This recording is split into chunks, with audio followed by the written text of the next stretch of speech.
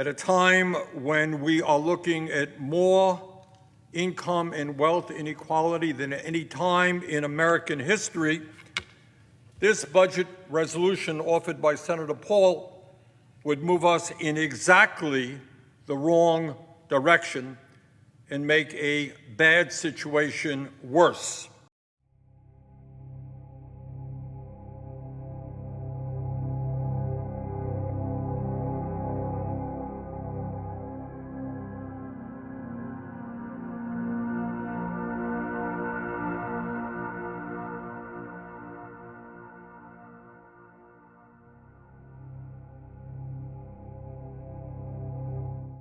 Republicans and Democrats got together and we nearly doubled the income, or nearly doubled the appropriations for the National Science Foundation.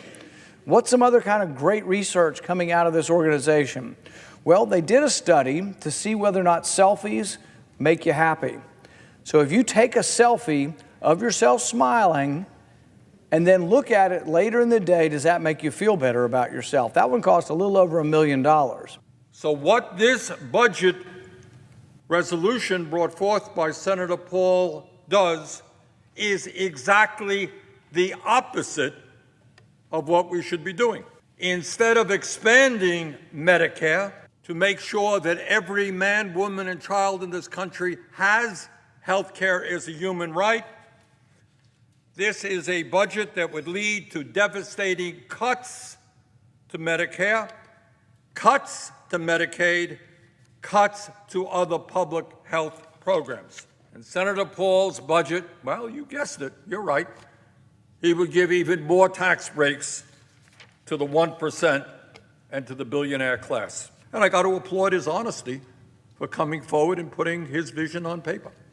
Unfortunately, it is the vision of many, many people in the Republican Party. Senator Paul and many in the Republican Party do not believe that it was good enough to provide over $1 trillion in tax breaks to the top 1% and large corporations, as they did when Trump was president. Senator Paul and many Republicans who support this budget resolution believe that what they tried to do a few years ago in decimating the Affordable Care Act, hey, that didn't go far enough. So the budget that we are talking about right now, Senator Paul's proposal would throw up to 35 million Americans off of Medicaid. So what do you do in the middle of a pandemic when you have no health insurance? Well, right now, as a nation today, there are estimates that about 60,000 people a year die because they don't get to a doctor on time.